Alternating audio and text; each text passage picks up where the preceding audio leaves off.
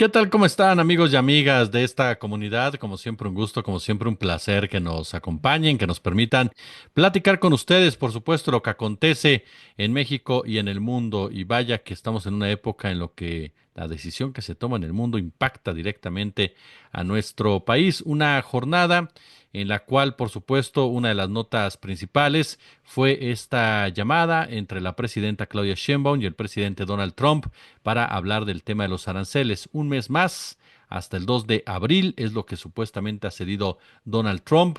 Hay voces que indican que están buscando ya una salida a un tema tan particular en el que se fue involucrando el presidente de los Estados Unidos, basado sobre todo en la presión también que hay dentro de su propio país. En fin, vamos a platicar de esto, por supuesto, y más con mis queridos y admirados Ricardo Valderas y Federico Bonazo. Ricky, ¿cómo estás? Querido Jesús, querido Federico, muy contento de estar con ustedes este sábado. Como siempre, un abrazo a los dos y a la querida audiencia. Fede Bonazo, ¿cómo andas? Querido, muy bien, saludándote con el gusto de cada sábado, igual que a Ricky, igual que a la audiencia que hace el enorme favor de ver narrativas. Pues voy a comenzar con una pregunta hasta cierto punto lógica y obvia, pero que nos puede ayudar a enmarcar un poco esta discusión. Un mes más en el tema de los aranceles, Ricardo. ¿Es una salida a final de cuentas para Trump, que ha estado recibiendo presiones muy fuertes también por parte de la élite norteamericana, particularmente la industria automotriz, para no aplicar esta serie de tarifas, como le dicen ellos? ¿Es simplemente una forma de seguir extorsionando por parte de Donald Trump? ¿Cómo entendemos la manera en que está operando Trump en el tema de los aranceles? No, particularmente la situación relacionada con las bolsas de valores en Estados Unidos como Nasdaq o los estándares generales de las bolsas, sí apuntalaban a una pérdida sustancial en los activos. De hecho, actualmente se pueden ver al día de hoy caídas del 2.3 al 3.46% de los valores en bolsa de muchas de las empresas que radican en Estados Unidos, por lo que desde mi perspectiva, al ser uno de sus principales socios comerciales, como ser uno de los principales proveedores de productos previos a lo que ellos fabrican, era necesario una regulación. De hecho, hay algunas versiones en donde integrantes de las tres grandes valuadoras del mundo se acercaron con la gente o con el departamento principalmente de economía a dar alguna especie de consejo sobre el cómo van a estar operando en los siguientes días los aranceles. Jugar con la bolsa, digamos, le sale la jugada un poco al estilo Milley, lo cual es un gran golpe para Estados Unidos, no directamente con una estafa como lo hizo Milley en Argentina y la criptomoneda, sino al salir a declarar hace que las personas que tienen sus activos en Estados Unidos y que las bolsas estén percibiendo irregularidades de control de mercado, por ejemplo, el aumento de tarifas, como el tambaleo del Tratado de Libre Comercio, porque no solo es con México, también con Canadá, otros tratados internacionales comerciales, bueno, los valores de las empresas que radican en este país se desplomaron de alguna manera o tuvieron pérdidas importantes de varios billones de pesos. Esto quiere decir, las declaraciones de nuestros máximos mandatarios, ya sea en México o en Estados Unidos o en cualquier país, tienen implicaciones directas en el juego de la bolsa, y ahora mismo ya hay mucha gente que perdió mucho dinero por las declaraciones de Donald Trump, por lo cual creo que este paso, además, aunado a la publicación que hace en redes sociales al respecto de Claudia Sheinbaum, en donde se cuelga de halagos, me parece una señal de que él ya no tiene tanto margen de maniobra. Podrá salir a decir lo que él quiera, pero la realidad monetaria del país, de un país que además evidentemente requiere de una fuerte recaudación ante la crisis que él mismo define como crisis del fentanilo, como la crisis de vivienda que hay en Estados Unidos, porque recordemos, por ejemplo, otras circunstancias que debilita la economía de nuestro país, de nuestro país vecino en el norte, es que el sistema de evaluación de los bienes muebles es distinto al mexicano. Aquí tenemos la costumbre, o por ejemplo, o por lo menos el ideario de que si adquirimos un bien inmueble, este no sufrirá por devaluaciones. Bueno, tras las últimas reformas en Estados Unidos a los estatutos de la propiedad privada, hubo un momento en el que la deuda de muchos de sus ciudadanos era superior al valor del inmueble y hubo una gran cantidad de inmuebles abandonados en Estados Unidos al no poder capitalizar su base trabajadora, el sistema de deudas. Bueno, esto sigue sin estar regulado y si está empobreciendo digamos, al cuadro poblacional que sostiene el ritmo de vida norteamericano. No creo que le dure el juego mucho tiempo, querido Jesús. No, no le durará mucho el juego, querido Federico. Donald Trump se metió a un callejón sin salida, lo tiene perfectamente planeado. Es un asunto también que lo enfrenta con la otra élite económica de la Unión Americana, la que fue desplazada del poder político, pero no del poder económico, para tratar de fortalecer a la élite que lo respalda en esta ocasión. ¿Cómo entendemos esta situación por la que pasa ahora un Donald Trump que se ha empoderado ante el mundo y sin embargo hay diferentes actores políticos internacionales que dicen no es tan poderoso como el mundo cree? Ha sido mucha estridencia, pero realmente no va a trascender como se está esperando. Sí, hago un comentario. Quiero, se me olvidó en el saludo inicial decir que todo el apoyo de esta mesa, por supuesto, al Día Internacional de la Mujer, a las mujeres. Hoy el combate feminista también tiene un punto de encuentro con ese macho ofendido y enojado que es Trump y esos machos que representan la negación del machismo, ¿no? Que intentan instalar la idea de que el machismo o ya no existe o nunca existió. En fin, entonces nuestro reconocimiento y cariño a todas las mujeres en su lucha por la igualdad. Ahora yendo a la pregunta, últimamente eh, me ha parecido quizás útil dividir la especulación, porque tiene mucho de especulación aún, aunque también ya tenemos elementos para hacer juicios de análisis concreto. Sobre Trump, la podemos dividir en tres grandes áreas, ¿no? Una sería el área económica, de la que se ocupó Rick muy bien ahora en su intervención. Está el área política, o sea, la esfera política de lo que es el mundo Trump o el mundo con un Trump provocador. Y luego está la esfera psicológica, que para mí, como ustedes saben, es muy importante, muy interesante, porque indudablemente juega un rol en todo lo que estamos viendo. Es decir, cierta arbitrariedad del personaje, cierta idiosincrasia, cierta impronta personal, está marcando las políticas públicas de Estados Unidos. Pero esa esfera de lo psicológico que a mí me resulta tan interesante y vimos el juego psicológico que este tipo, este perverso eh, bullying que es Trump jugó y maquinó con Vance en el episodio del que ya no nos ocupamos en narrativas anterior, en el despacho Oval, es decir, este cruce de 2-1, ataque 2-1 que le hicieron a Zelensky. Ahí estamos viendo todo el dispositivo psicológico puesto a la orden de la agenda política y puesto a la orden también del crecimiento y enaltecimiento del ombligo de Trump, ¿no? Que el ombligo de Trump tiene mucho que ver con lo que estamos viendo. Pero ese ombligo, esa costumbre, ese trabajar para sentirse superior a los demás, para someter a los rivales políticos de todo tipo, porque Trump ha abierto todos los frentes, ¿no? Se encuentra con un tope en el área económica y política. En la política todavía el tope es menor. Estamos viendo algunos comienzos de erosión del entorno trumpiano. Se peleaban ayer Marco Rubio con Elon Musk, un Trump que ahí sale a defender a Marco Rubio.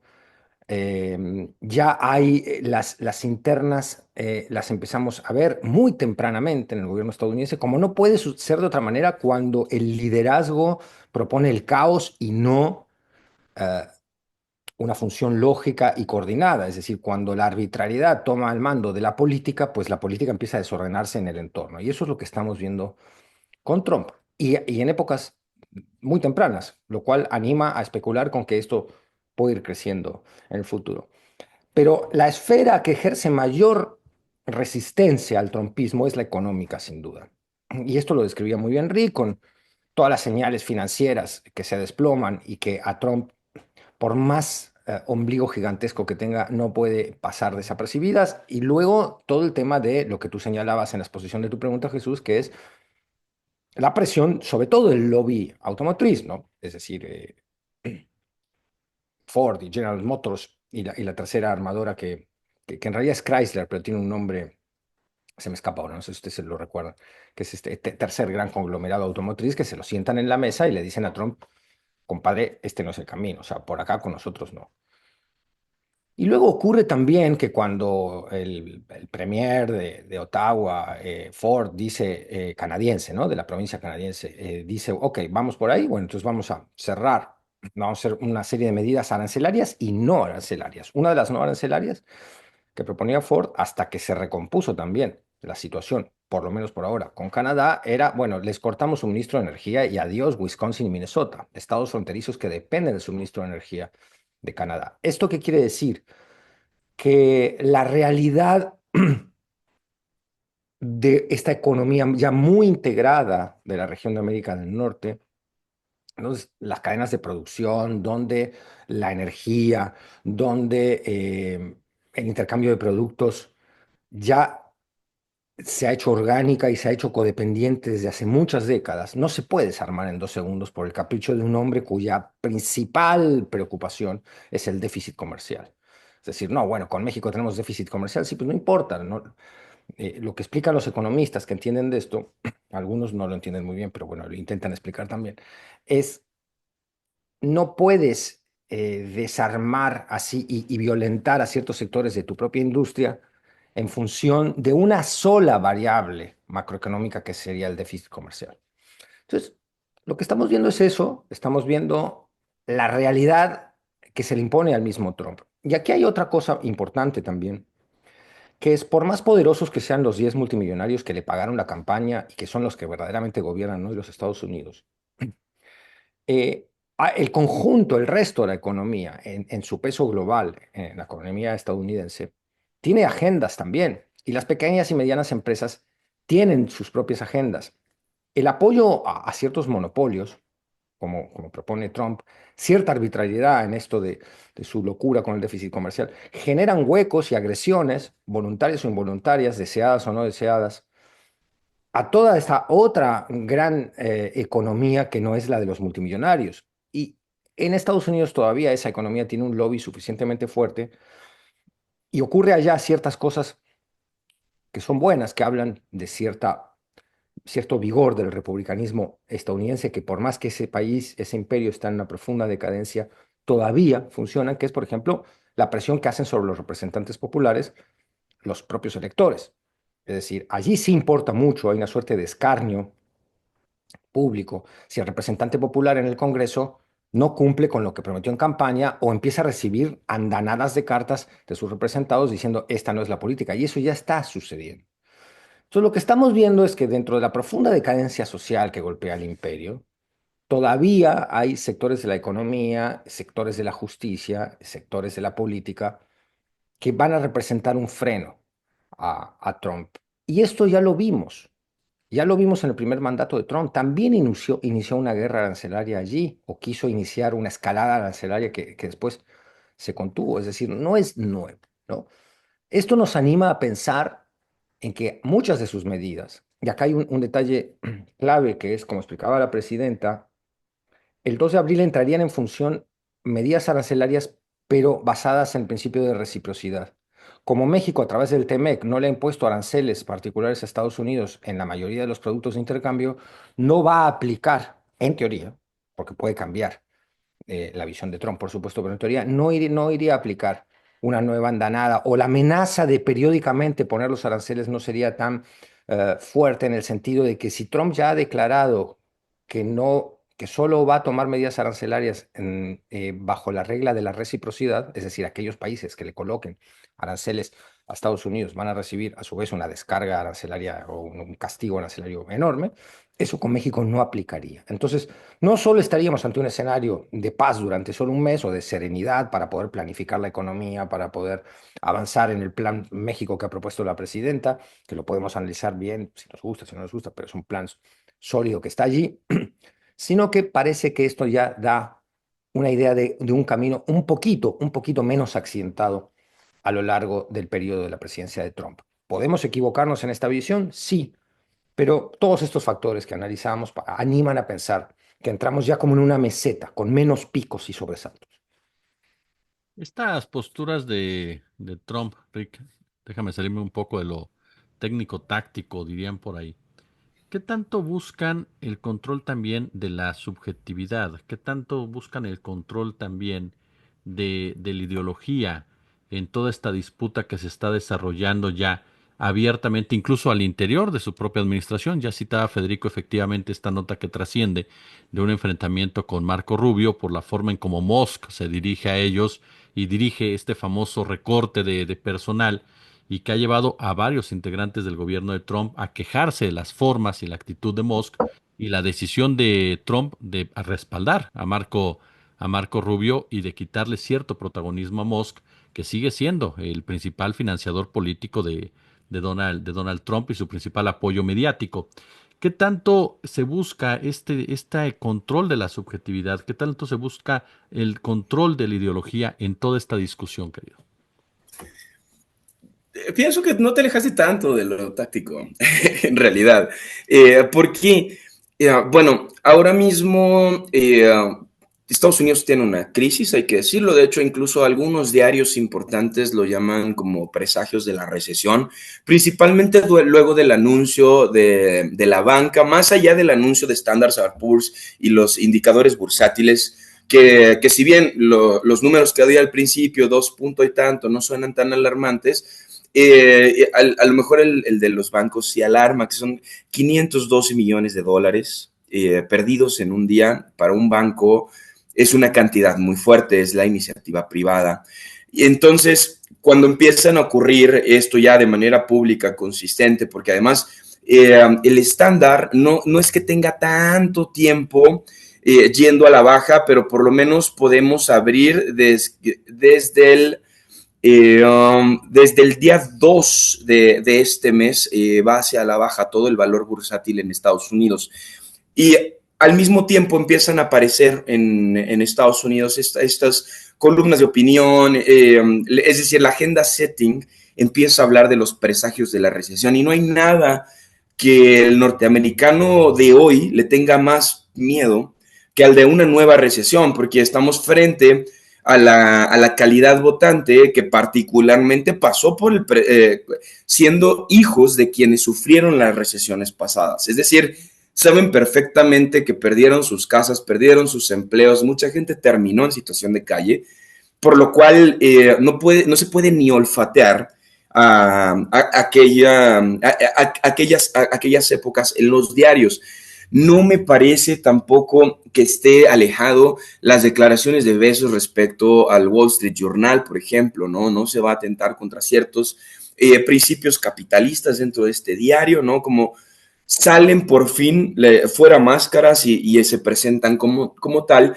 Y esto la académica Noemi Klein, que define su proyecto de tesis como doctrina del shock, me parece que es la manera más tangible de ver el fenómeno. Es decir, en tanto haya un montón de ruido, no vamos a saber de qué preocuparnos. Y eso es a lo que está jugando Donald Trump, particularmente con respecto a tu pregunta. Sí, claro que está tratando de dominar la narrativa. Sí, claro que está tratando de que la gente no se concentre en un solo punto. Es decir, si ahora mismo toda la academia norteamericana dijera, a ver, este hombre de verdad está en esta desfachatez por este punto en particular, no puedes mandar 8,000 elementos a frontera sur con México, porque estos elementos militares van a tener implicaciones en los derechos humanos de nuestras poblaciones. Y entonces no se preocupan solo por eso, se preocupan por el índice bursátil, se preocupan por las pérdidas de bolsa, se preocupan por las relaciones de los tratados internacionales, se preocupan por el video ridículo en el que sale haciendo una exposición pornográfica de sus miserias mentales respecto a Gaza. Y entonces el ciudadano contemporáneo está tan expuesto al shock que no tiene herramientas para coordinarse en una sola acción que pueda detener estos planes perversos, ¿no? Y que muchas veces, bueno, tienen serias implicaciones en los derechos humanos, insisto. Oye, querido Fede, ya basta.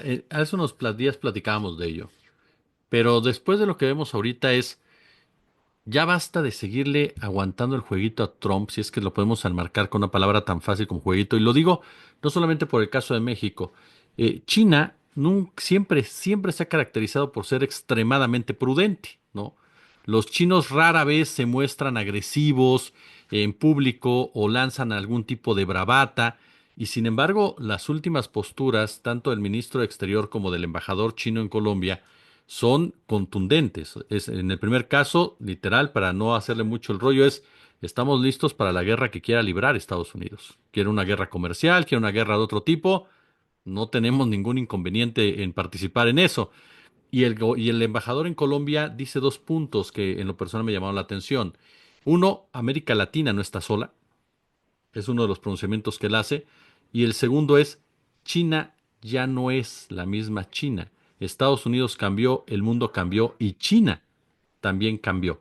Y retomando el primer personaje, dice, China no se va a someter de aquí en adelante. ¿Cómo entender ya el mundo? ¿El mundo pierde ya la cabeza ante Trump? ¿Ya lo llevó al extremo? ¿O ya llegó un punto en el que incluso aquí, en un momento más parecíamos al tema de México, pero ya se hartó de lo que está haciendo Donald Trump con todas las consecuencias que esto pueda acarrear?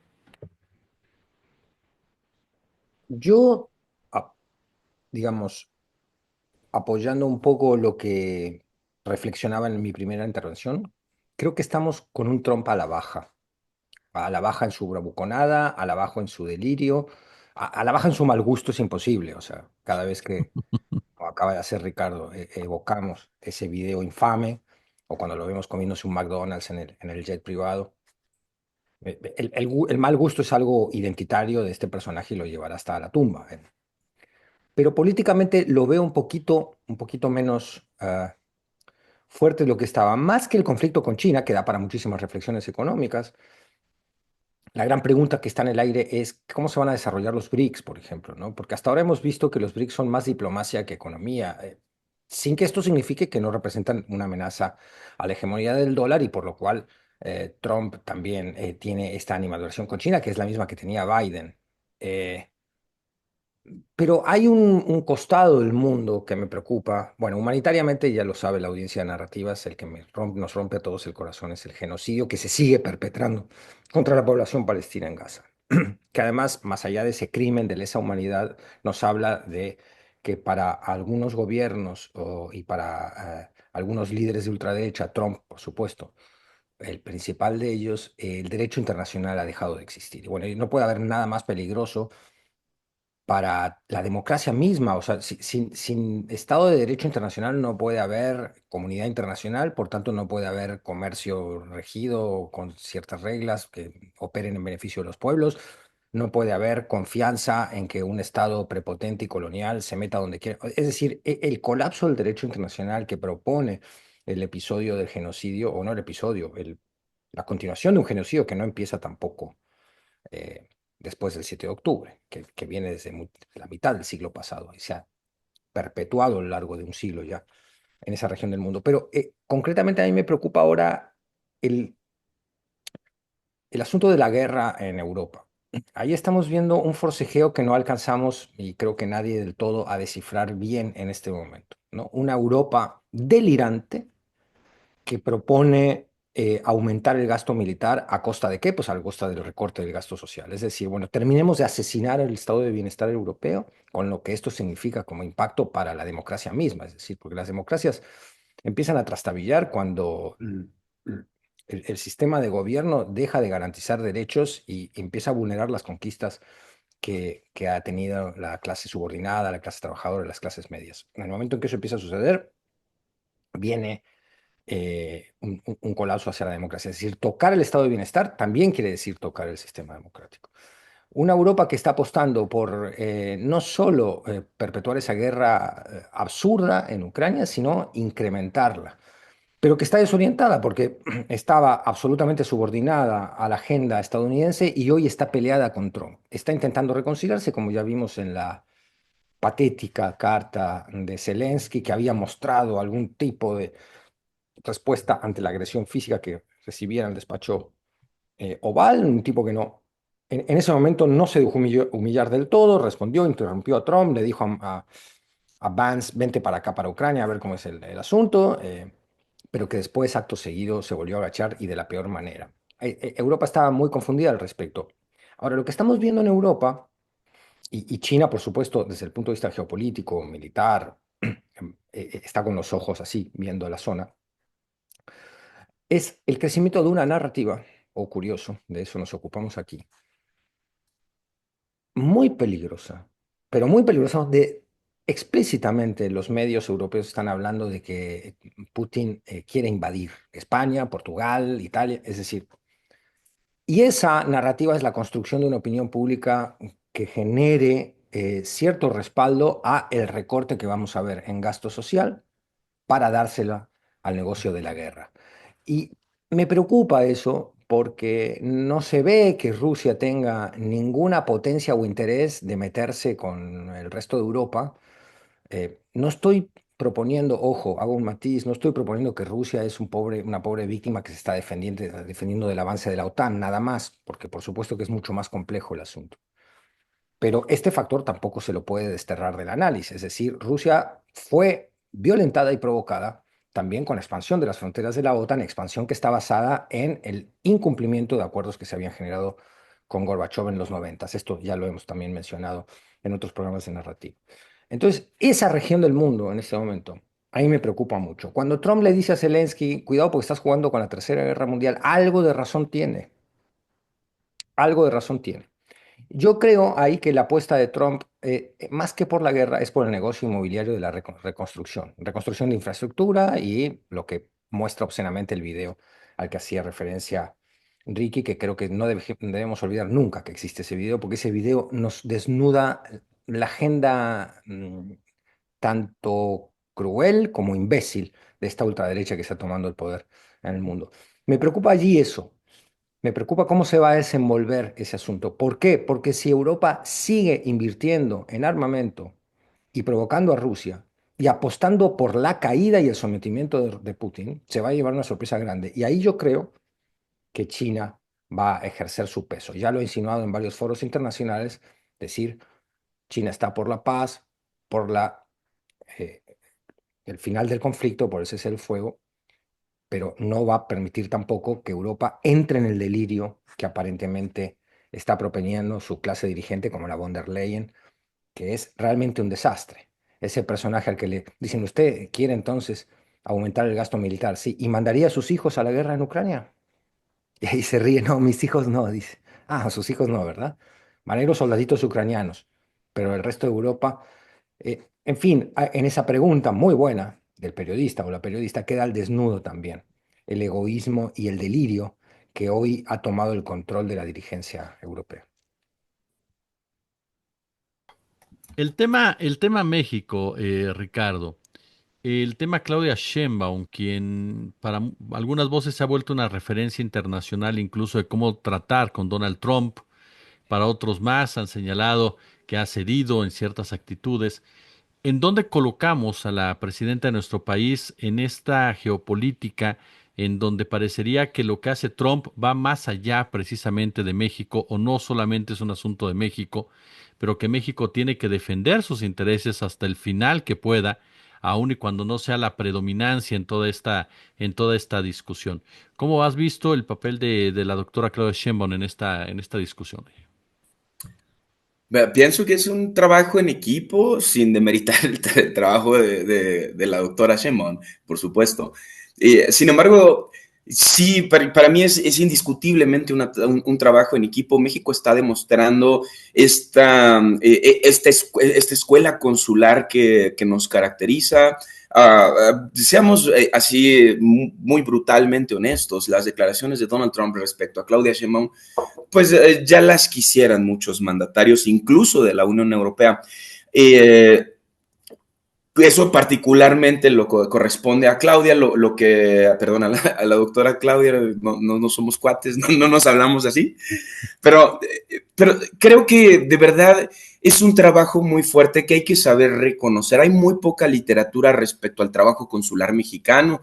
Por ahí habrá algunos ensayos. Justo estaba hablando con un amigo de la Universidad Nacional Autónoma de México, de los trabajos de Jorge López Paz, por ejemplo, ¿no? Que sí que narraba, quizá desde una caricaturización del trabajo consular, pero por lo menos había literatura. Ahora mismo pienso que no estamos documentando, pero no solo desde ahorita, desde el sexenio pasado, pues le duele a quien le duele, hemos tenido un trabajo consular envidiable en la región particularmente, desde los asilos políticos, desde el apoyo a países en desarrollo, el fortalecimiento de relaciones con el Cono Sur, el trabajo de negociación que se está aventando ahora el gobierno de Claudia Sheinbaum para dimensionar un poco algunos espacios de análisis. A mí me parece, por decirlo poco injusto, pero algunos espacios de análisis están comparando la llegada de Donald Trump a la presidencia de Estados Unidos con la COVID. A mí me parece que es desproporcionado, pero si la gente ya lo está, digamos, dimensionando de esta manera, es decir, a López Obrador le toca la pandemia, a Claudia Sheinbaum le toca a Donald Trump, es como si ese es el reto a vencer. El equipo de Claudia Sheinbaum ya nos demostró que por lo menos está capacitado para sentar al gobierno de Estados Unidos a una negociación real en términos por lo menos llanos. A ver, por supuesto que hay espacios en donde México tiene mucho más que perder en el sentido principalmente financiero, ¿no?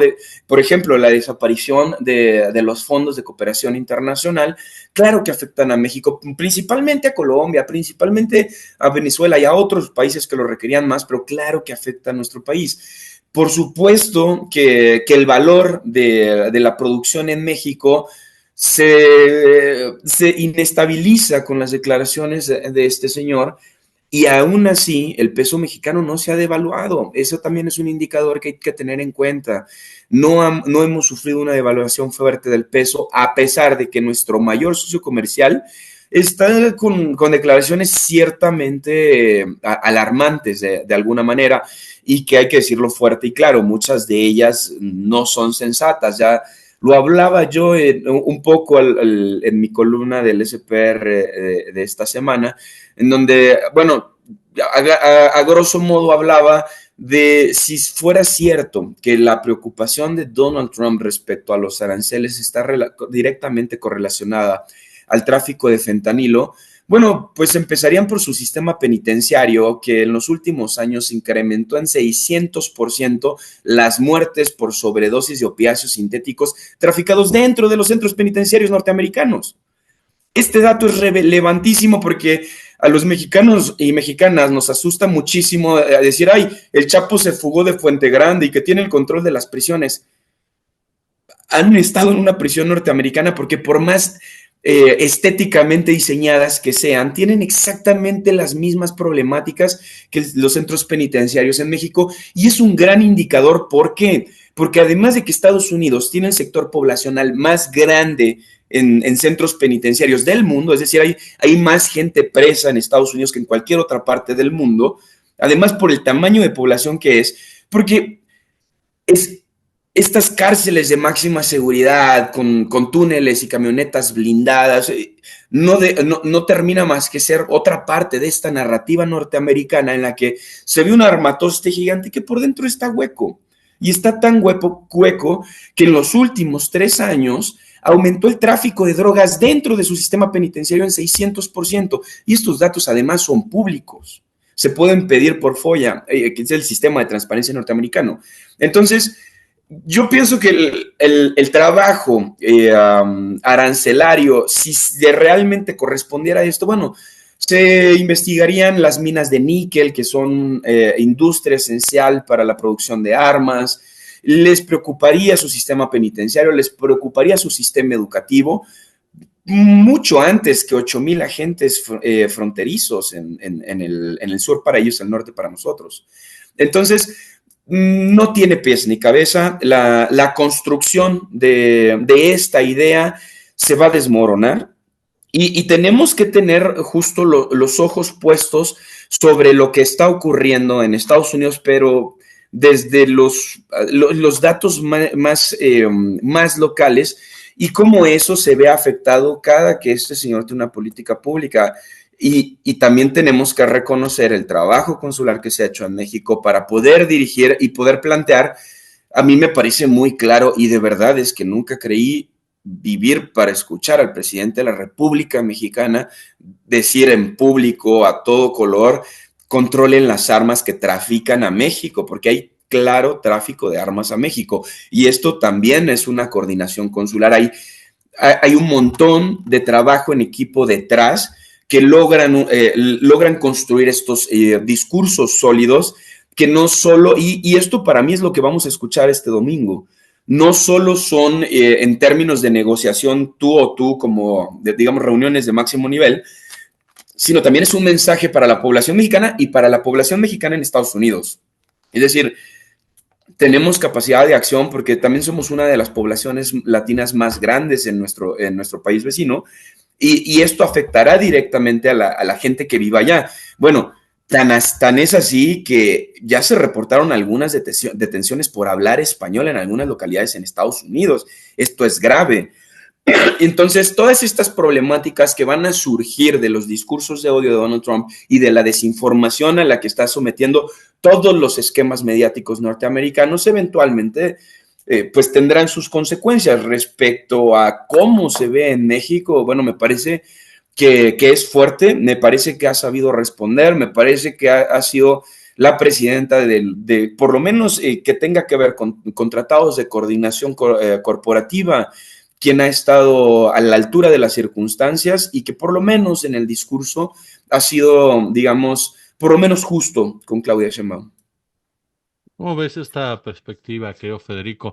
Lo hablábamos hace poquito. En medio de tanta testosterona, de repente escuchar una conversación entre dos personajes tan diferentes en su manera de expresarse, en su manera de pensar, en su manera de ejecutar, sobre todo esto último, en donde hay un acuerdo temporal, ¿no? De cierta forma, pero hay un acuerdo y en donde hay una postura de la doctora Sheinbaum donde dice en esta llamada: yo no puedo seguir cooperando con algo que daña a mi país. Por lo tanto, pues usted ahora sí que me está llevando a una circunstancia de esa naturaleza en donde queremos cooperar, pero usted me está poniendo en una situación complicada, digámoslo así, y yo tendré que tomar una determinación. La doctora Sheinbaum dice: si no hubiera salido bien la llamada, pues sí, el día de mañana hubiéramos anunciado aranceles. Un anuncio que mucha gente le exigía a la doctora, me hablo de los medios, que diera a conocer ese mismo miércoles, ese mismo martes, ¿no? Cuando Donald Trump había confirmado la entrada de aranceles.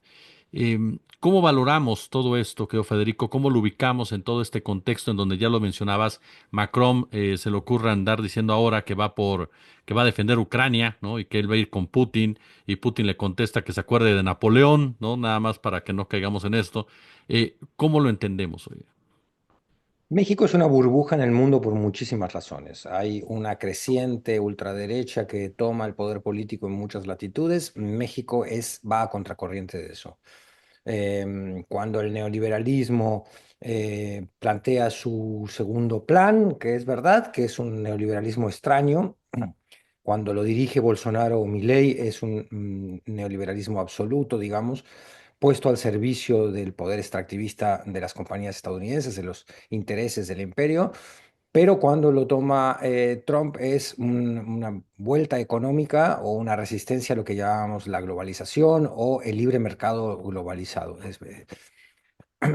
Y ahí México es nuevamente un bastión de resistencia a incluso algunos dogmas que había implementado o implantado también en el cerebro, inclusive de algunos académicos que se decían de izquierda, del neoliberalismo, como por ejemplo subir el salario mínimo iba a generar un proceso inflacionario. Ya lo vimos pataleando de nuevo a Mid diciendo esto cuando toda la evidencia está en contra. Es decir, si algo ha hecho la recuperación del poder adquisitivo de la clase trabajadora mexicana a través, entre otras cosas, de subir el salario mínimo, algo que, abro un nuevo paréntesis, bastante tiene que ver con algunas cláusulas del TEMEC.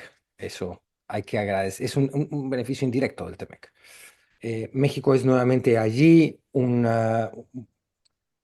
terreno de éxito social donde se desbaratan y se descartan y quedan expuestas muchas de las falacias neoliberales que defienden un sistema económico que tiene repercusiones políticas y sociales innegables, inexorables, ineludibles, que muchos de sus promotores han querido siempre olvidar o esconder debajo de la alfombra y no se puede. Es decir, el neoliberalismo causó y sigue causando la pauperización de amplios sectores de la sociedad.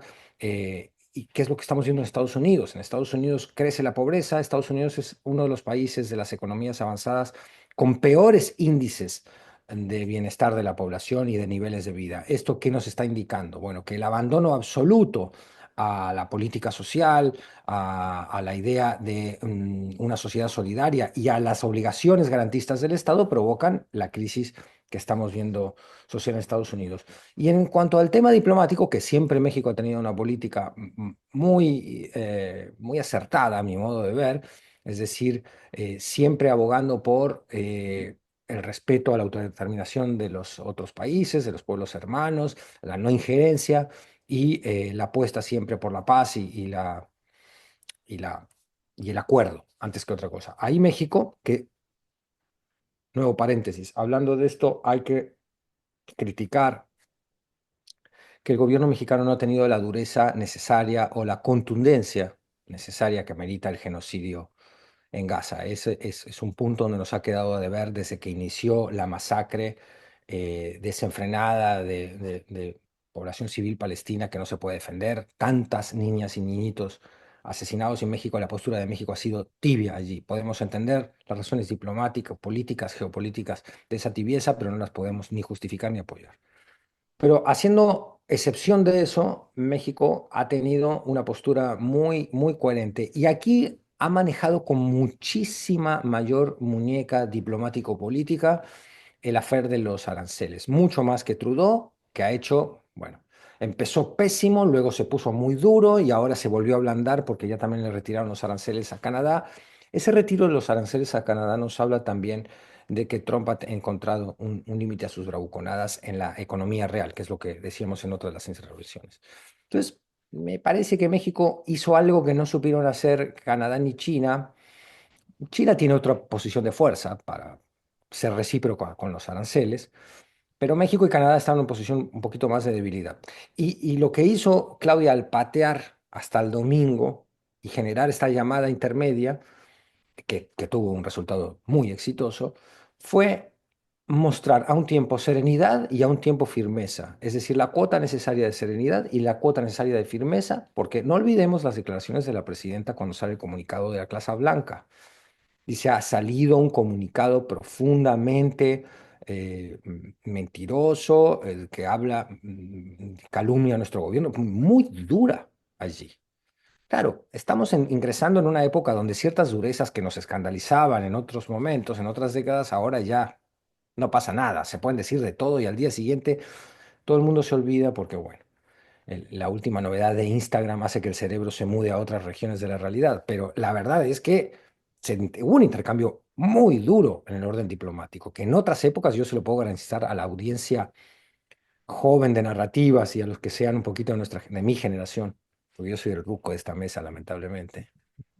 Recordemos lo que era un intercambio diplomático así en épocas del PRI hegemónico, era inconcebible, ¿no?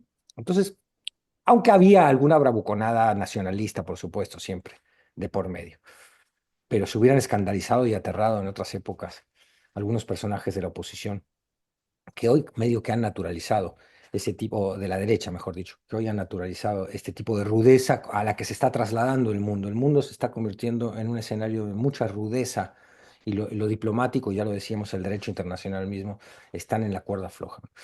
Resumen, Claudia Sheinbaum lo ha hecho muy bien. Coincido con Ricardo en señalar que este es un logro de equipo también, de todo el equipo del gabinete, de todo el equipo diplomático. Y vaya uno a saber, vamos a jugar un poquito con la especulación literaria, porque pues, si no nos aburrimos de ver tanta realidad. ¿Qué otro factor hay entre la 4T y Trump? Porque es curioso que Trump, que se ha burlado, que ha humillado a Zelensky, que ha humillado a todo el mundo, que ha podido, al presidente de Panamá, bueno, el trato que le dio fue una cosa de vasallo directamente. eh, con Claudia Sheinbaum tiene este trato de admiración y también lo tuvo con López Obrador, ¿no? Hay algo allí, un aroma. Recuérdense cómo trató a Peña Nieto Trump. Nunca olvidaremos el maltrato que le propinó y bien propinado porque Peña Nieto se la buscó. Pero con Claudia Sheinbaum y con López Obrador, Trump más o menos se ha mantenido. Vaya uno a saber qué hay allí, ¿no? Estos misterios de la esfera psicológica del personaje que también nos hacen especular por qué tiene esta condescendencia con Putin, ¿no?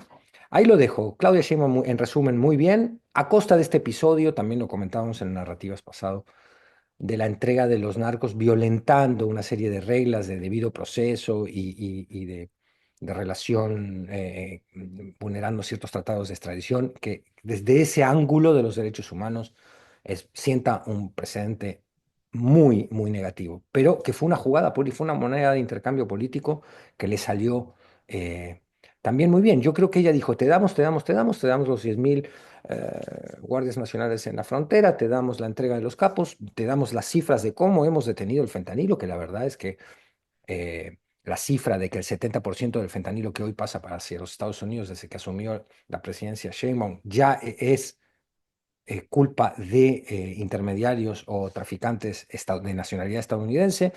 Toda esta actividad innegable de detención, incautación de droga y detención de narcotraficantes habla de que hay también un giro en el tema de la seguridad y todo esto se le ha puesto en la mesa de la oferta a Trump y es una carta muy buena, a partir de la cual, si no se jugaba con la ley de la reciprocidad, Claudia iba a responder con la rudeza que muchos podemos esperar y anticipar que iba a responder en este mitin del Zócalo, que ahora pasa a ser otra cosa.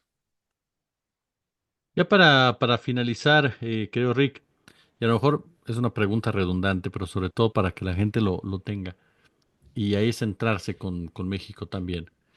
Un mes, es decir, un mes, México tiene que ya entender que Estados Unidos no es de fiar, que ya sí estás insertado en su economía, no es que quieras, estás ahí metido, ahí te pusieron, pero tiene que empezar a moverse en su propia dimensión para salir poco a poco de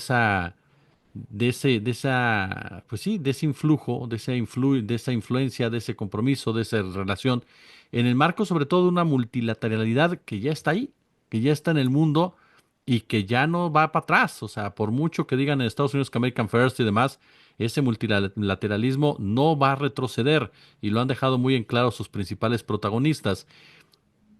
¿Para dónde va México en ese sentido? A eso me refería con doctrina del shock y creo que también Federico lo expresa Ah, o sea, está excelsamente, diciendo que ¿no? no pongo atención, ok, está bien. Eh, oh, el sentido de mi amigo. Presta su atención, Escobar, por favor.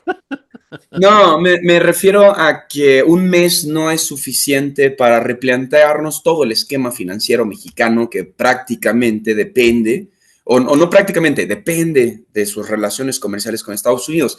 Que si bien es cierto, se pueden comenzar con relaciones, por ejemplo, escuché una declaración de Macron queriendo aliarse con México, escuché también lo de aquel viejo suspiro de las izquierdas de la República Bolivariana y la construcción de las izquierdas latinoamericanas que confrontan al norte global. Hay un montón de teorías, de hipótesis, pero la realidad es que un mes no alcanza, no alcanza porque la vida y los negocios y un montón de cosas dependen de que esto transcurra. Eh, Me parece que estamos frente a un literal volado. Y es decir, tenemos que esperar a que las cosas se regulen. Lo que sí creo que es necesario también es diversificar. La salud financiera de casi ninguna entidad o de ninguna entidad puede depender de un tratado tan fuerte. Claro que puedes tener un socio comercial y más que decir que Estados Unidos no es confiable, me parece más sano decir que Donald Trump no es confiable. El pueblo norteamericano no tiene culpa de lo que le está pasando. Me parece muy grave. Un poquito, tantita culpa tienes, tantita. No sé, no sé si Lo votaron a Trump, digo, tantita, o sea, pero no sé si los sistemas democráticos son suficientemente sólidos como para llegar a esta conclusión. Este es un gran tema, queridos. antes Eh, de tenerlo, tal eh, vez. el próximo tema de narrativas. No, me refiero a que estructural, teórica y prácticamente hablando, no hemos desarrollado un modo en el que la representación democrática sea realmente proporcional a lo que dice ser, ¿no? Y seamos así como muy honestos. No es cierto que la mayor parte de mexicanos votan por un solo candidato. La mayoría de las veces se ganan las elecciones con rangos inferiores al 48% del padrón electoral. Es decir, sí es una minoría todavía quienes sustentan a estos sujetos en el poder, por lo cual no podemos decir que además, hay que decirlo, que esto debería de estar prohibido, que alguien que forma parte de un gobierno vote a favor de ese mismo gobierno, bueno, eso es cochupo aquí en China, ¿no? Estas bases poderosísimas que no son más que el llamado efecto Mercurio del PRI, que es decir, se diseminaban en las estructuras de gobierno, a cambio de eso generaban un voto sólido pues de votantes, ¿no? De padrón electoral. Entonces, frente a estas deficiencias electorales, que por ejemplo, si tú tienes un gobierno en un lugar, podrías votar en otro, en otra entidad, eres mexicano al final del día. Y esta suerte de necesidad de investigación para poder emitir el sufragio son minucias que a nuestros gobernantes les da miedo regular porque no creen realmente en la democracia, querido Fede. No creen realmente en el poder del pueblo. Estas reformas son facilísimas y no afectan absolutamente a nadie más que a su poderío. Entonces, yo pongo en tela de juicio esta parafernalia de la democracia en donde el pueblo tiene la culpa de un mal gobernante. No, creo que las estructuras están hechas para que esto ocurra y saben perfectamente que la fuerte dosis de padrón electoral y de votantes activos saldrán de los puestos que ellos den en el gobierno. Entonces, no creo que es así. Tantito nomás. Bueno, te lo concedo, tiene un poquito. Los que votaron por Trump sí tienen culpa. Se los concedo. En fin, en ese sentido, creo que México debe de diversificar sus finanzas ya, urgentemente, y sí pienso, y esta también es una discusión para mesa de narrativas, que sí deberíamos de empezar a operar el Américo, la primera moneda interamericana de unión de países. Tampoco, si quieren, no nos vayamos a la República Bolivariana, no nos llevemos tan lejos, pero sí pensemos en otro tipo de economías, una confederación de países latinoamericanos, como lo hizo en su momento la Unión Europea, que tuvo éxito, el mismo Canadá.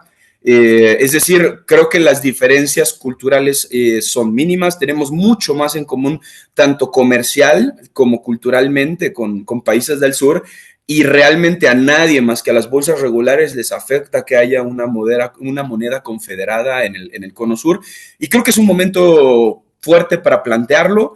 No sé si tenemos condiciones, esa es una realidad. Un momento que marca un antes y después de la historia, Fede, incluso para México. ¿Te refieres a esta impronta trompera? Sí, a esta etapa que estamos viviendo. A final de cuentas, México está insertado en la economía de Estados Unidos de tal forma que no puedes moverte hacia ningún lado si no te sancionan, si no te regañan, si no te, bueno, hasta te impiden llegar a comerciar en un momento dado con la propia China, en un momento dado. Es decir, estamos completamente insertados ahí. ¿Y qué tanto esta situación de Trump de decirte, pues literal, ya no te quiero, te puede abrir el espacio, pues para que empieces a asumir un papel mucho más comprometido de lo que es tu propio destino, ¿no? Yo creo que es la gran pregunta, pero todas las señales que ha dado el gobierno de México hablan de que quieren intensificar la integración, por ahora.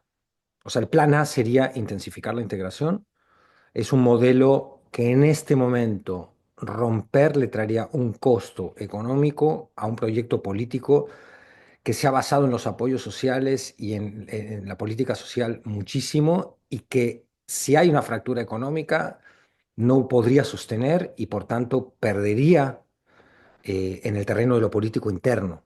Y la apuesta tú lo ves cuando Claudia Sheinbaum habla en la mañanera de que bueno, de que tenemos que intensificar la integración, cooperando somos más fuertes, la región norteamericana, esto lo dice la presidenta, no este opinador, lo dice la presidenta.